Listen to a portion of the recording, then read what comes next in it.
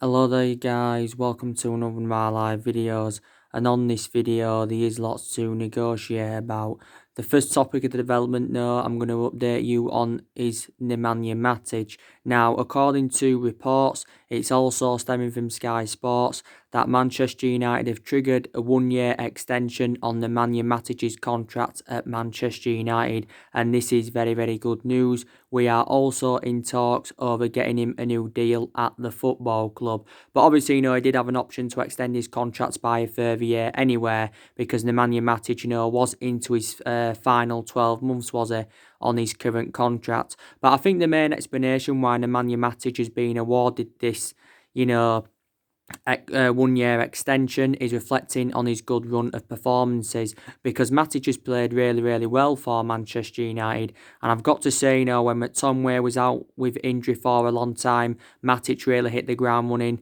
And also, Paul Pogba, don't forget, has also been out of injury for a while and that. So I have got to give Nemanja Matic a lot of credit, but he is a backup to Fred and he is a backup to McTominay. Matic is now into his third season at Manchester United. Of course, he has made over 100 appearances for the football club.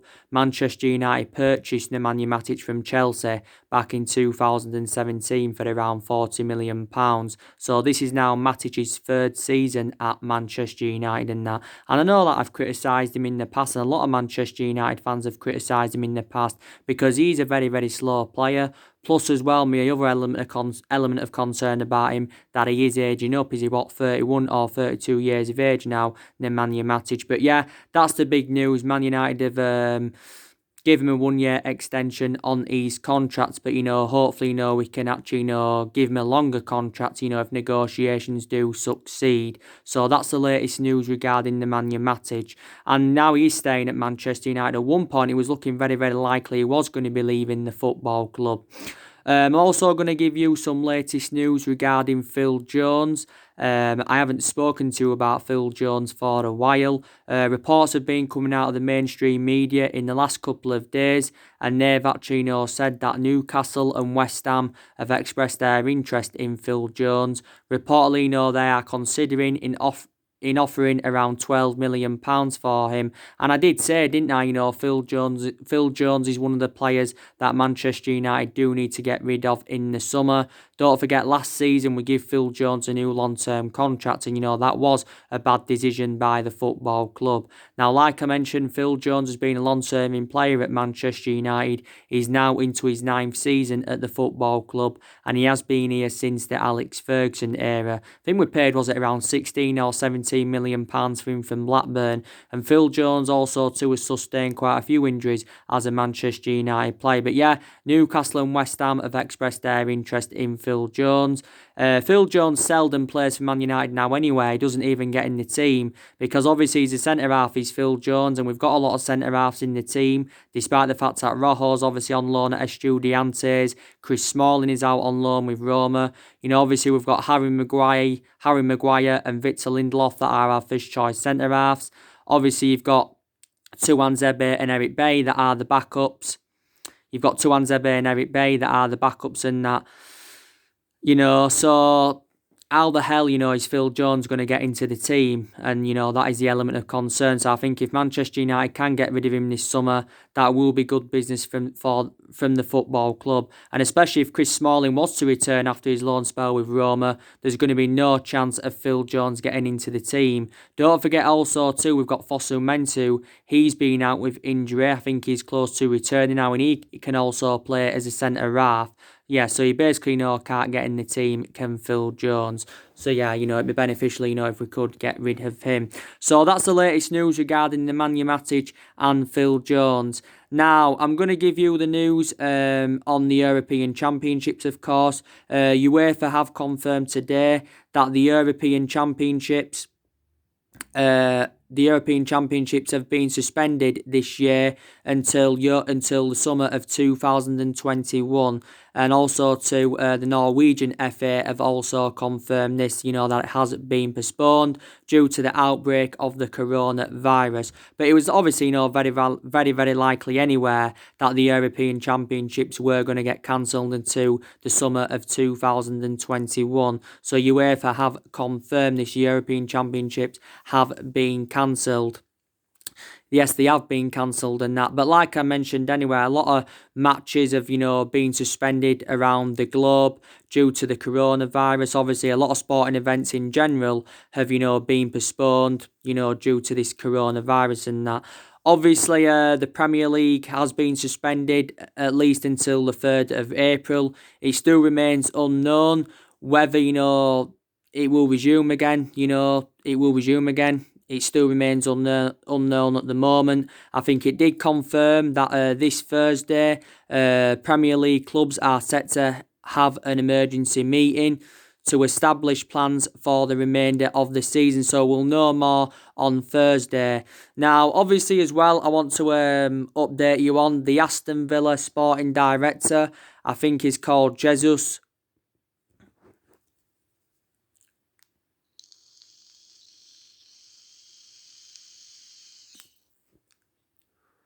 Garcia Pitarch, that's his current name, and he's come out and give his overarching view on this, and he's basically said, if the season is to be axed, he said that Liverpool should be still crowned Premier League champions because it stands at the moment Liverpool are only 2 wins away from clinching their first Premier League title in 30 years. And obviously, he did say that relegation should be scrapped because obviously, Aston Villa are sitting 19th in the Premier League. And there has been quite a few controversial plans, by the way, I want to give you an update on. There's been a lot of rumours saying, that there could be 5 teams relegated next season. There could be 22 teams in the Premier League next season. And it also said the EFL Cup games could be axed. So that means, Premier League fixtures can be increased in that. That may be the only route to sort this problem out. A lot of fans are coming out saying, that the season should be voided, completely. But whether it resumes after April or not, I do not know. We'll have to see what happens. Obviously, if this coronavirus dies down, then I do believe the season will resume. But if it continues to persist the way it has been going, then I think, probably the season won't resume and that. But I do believe, with obviously, the European Championships being suspended, I think now the main explanation why they've been suspended is so obviously, the seasons can get completed. Because I think if the season is to resume, probably the season will finish in June, even though it does normally finish in May. But obviously due to this coronavirus, the season would finish at a later date, of course, and that. And don't forget, if the season does resume, the Football Association have got a lot of things to sort out because, they have got to reschedule all the fixtures that they have postponed. So the Premier League suspended, the EFL fixtures are suspended, women's football suspended, La Liga, Serie A, they're all suspended as well. So a lot of matches across the globe have been postponed. And don't forget, recently anyway, a lot of games have been playing behind closed doors, and football is not the same without any fans there. So just wanted to give you the news on that. Yeah, the European Championships are suspended.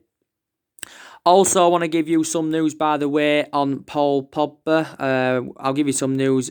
I'll give you a bit of news about Pogba a bit later on in the video on that. But the main explanation, why these fixtures got suspended is because obviously, you've got a few countries now, or a lot of countries that are in lockdown. Italy's in lockdown. I think is France in lockdown now.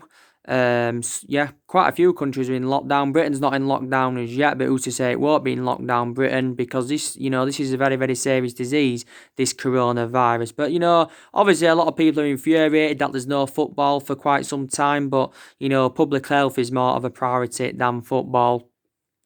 And I think, our players have been tested for coronavirus because Solskjaer has still ordered them to train as normal, even though, that coronavirus has been going round.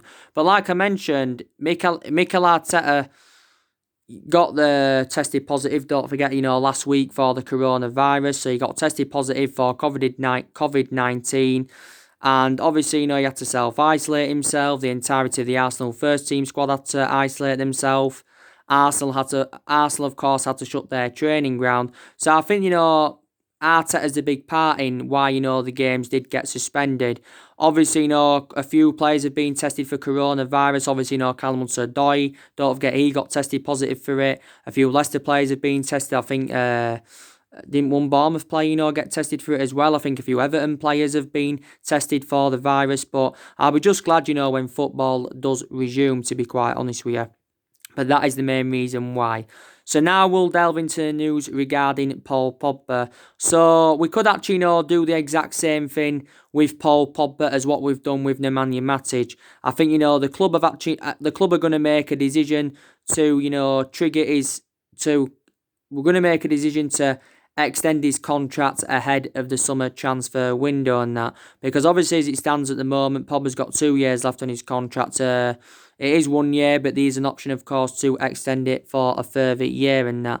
Now, obviously, it still isn't assured whether Paul Pogba will be staying at Manchester United or whether Paul Pogba will be leaving Manchester United. Now, obviously, Solskjaer did come out recently and he did actually say, that Paul Pogba will remain at Manchester United next season. He was very, very convinced about it. And Pogba did say last week he wants to stay at Manchester United. This is what, Paul Pogba had come out and said.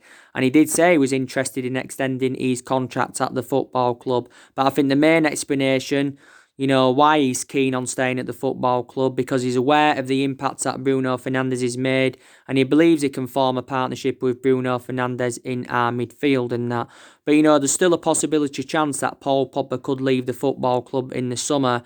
Don't forget the likes of Real Madrid, Juventus, PSG, Barcelona, they're the clubs that have expressed an interest in Paul Pogba. Now, of course, if we were to sell Paul Pogba anywhere, we'd want at least £100 million for him, because obviously, we'd want to get more money than what we paid for him, because we did pay £89 million for Paul Pogba. But we just need to basically get his future resolved. This is what we need to do, because he's had a long-running transfer saga, and since he rejoined from Juventus back in 2016, he has been subjected to a hell of a lot of transfer speculation as Paul Pogba. Since he did, rejoin the football club in 2016. Obviously, this year, he's been subject to a lot of transfer speculation. Obviously, last summer, he was subject to a lot of transfer speculation. Last summer, Pogba revealed that he wanted to leave the football club because he was seeking for a new challenge and that, and he publicly admitted that he wanted to leave the club. Obviously, back under the Jose Mourinho era, he revealed, that he wanted to leave the club because he enjoyed a really difficult relationship with Jose Mourinho and that. Obviously, Paul Pogba's appearances have been limited this season due to his injuries. He's only played around 8 times this season. The last game Paul Pogba did play was our 4-1 win against Newcastle on Boxing Day. And the last time he started from the start was back in September. But, if he leaves Man United, I don't know where he's going to go. I can't, estimate where he's going to go. But I think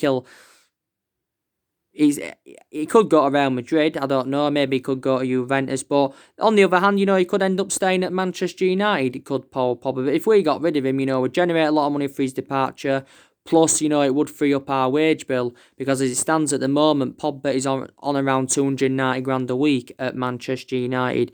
Now, obviously, I give you the positive news regarding Pogba yesterday. It did confirm that, he's back in training now, is Paul Pogba. He's set to have full sessions. He's set to be involved in full sessions with the first team squad, is Paul Pogba. This is what it said. But Paul Pogba has been having some personal coaching with Michael Carrick. So this is what it has basically said in that. So the good news is he is stepping up his fitness regime.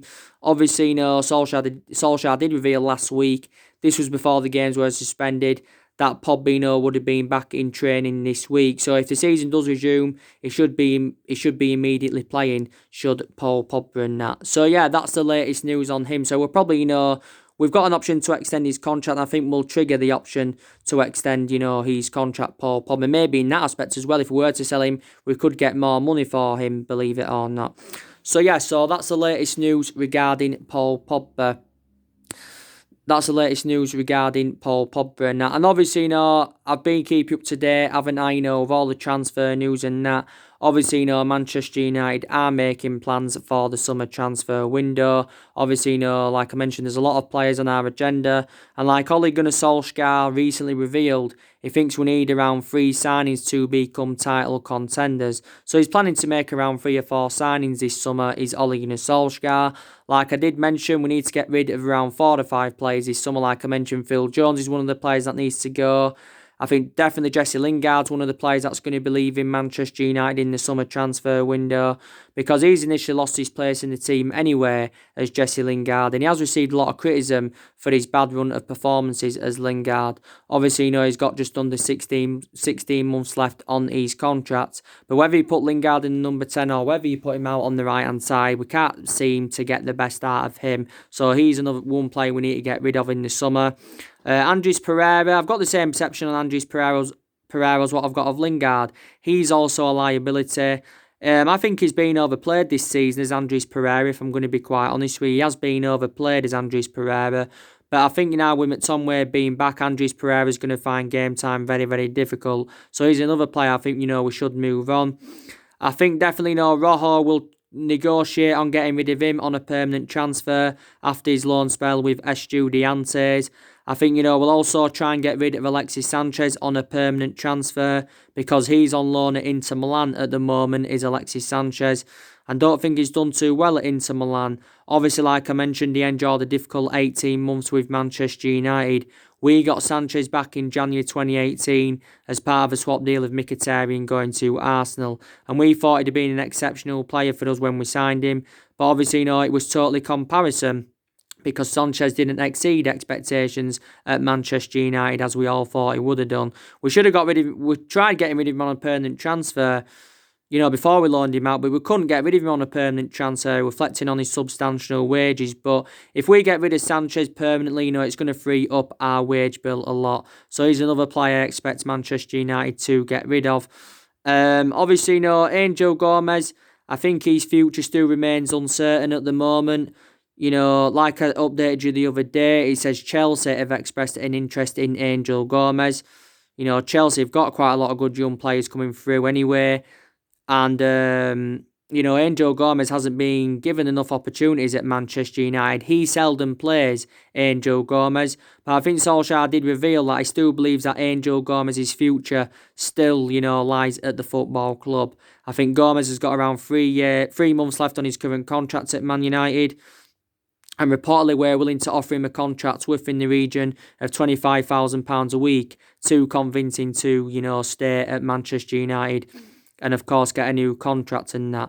And obviously, Gomez up until this point has spent the entirety of his career with the club. He's been a United player since the age of 8. He was in our youth setup for several years, and he's been in the senior squad with us since 2007 or 2018. Yes, he has in that. I think he's only played around 6 times this season. But I did say, when Solskjaer going to be convinced to give Angel Gomez his opportunities in that. So possibly he could be another player that leaves. We know Chong's staying. I gave you the news regarding Chon last week. And, Chon did extend his contract with Manchester United. He signed a 2-year contract with an option of a further year. So that was very, very good news. But he's seldom played for Man United. He hasn't played a lot of games as Chong. He's been a United player since 2016 when we did get him from Feyenoord. Chon made his debut last season in our 2-0 win against Reading in the FA Cup. But, the likes of Chong, Mason Greenwood and Brandon Williams and all that, they've all made more appearances than Angel Gomez. So let's just put that into the equation. I also do believe that we're going to probably we might not, but there's a possibility chance that we'll get rid of David De Gea in the summer. Obviously, like I mentioned, Real Madrid have been relentlessly linked with David De Gea.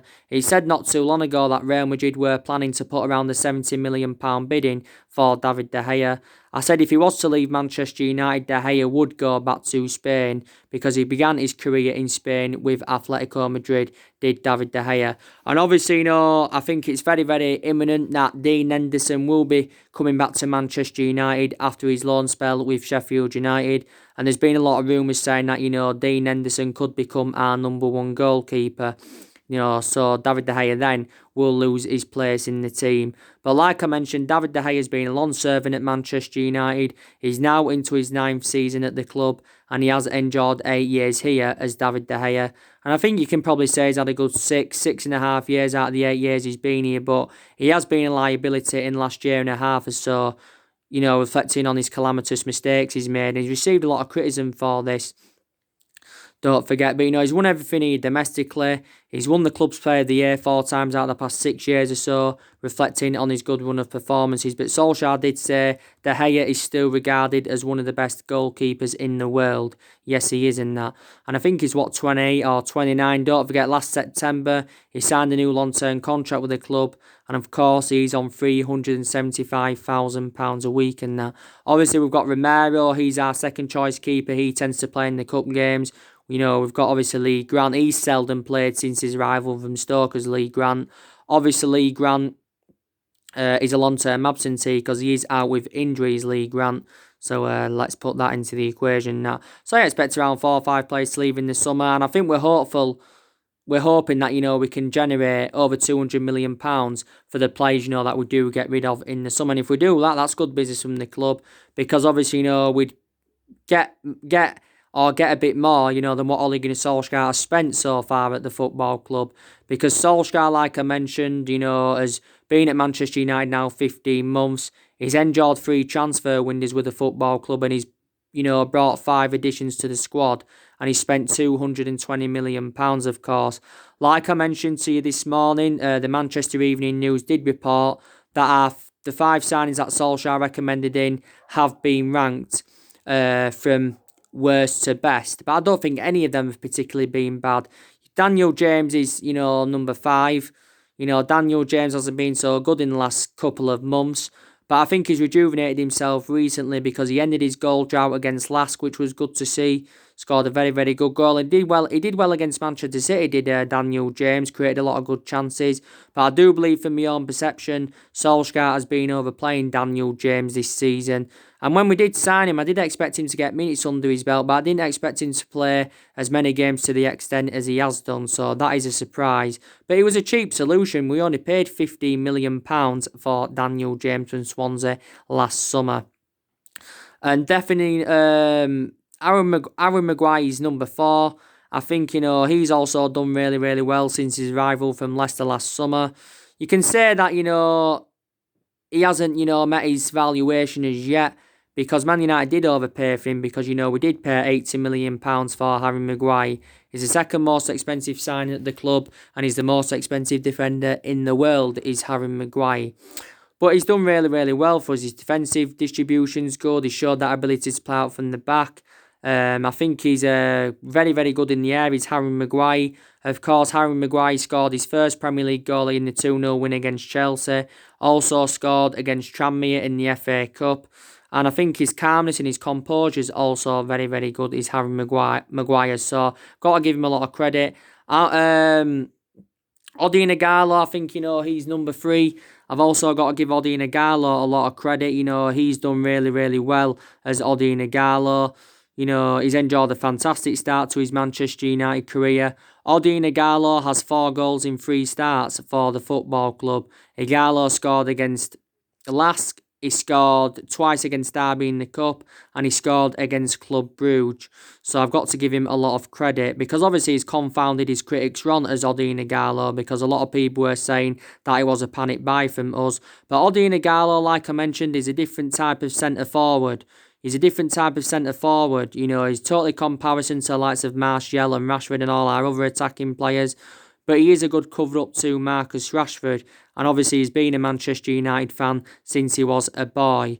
Obviously we've got him on a 6-month loan. Man United paid around 3 or 4 million to get him on loan, and we're paying a third of his wages. But, Solskjaer recently made an admission saying that, we could decide to make his transfer permanent in the summer. I think we probably are going to make his transfer permanent in the summer, if I'm going to be quite honest with you. I think he's confirmed as Odion Ighalo. He's willing to take around a 6 million pay cut in his wages, and he's still keen on remaining at Manchester United. At Shanghai Shenhua, his contract is due to expire in 2021. And he, at Shanghai Shenhua, he was on around £240,000 a week, was the player. So he's done really, really well. So you've got to give him a lot of credit. But I still believe anyway, Manchester United need another centre forward, definitely. Number 2, Wan-Bissaka, he's done really, really well. Manchester United paid £45 million for him last summer from Crystal Palace. And like I said, we are starting to see now the attacking side of his game. I also think Wan-Bissaka's defensive contributions very, very good. So I've also got to give Wan-Bissaka a lot of credit. Definitely now regarded as one of the best right-backs in the Premier League is Wan-Bissaka.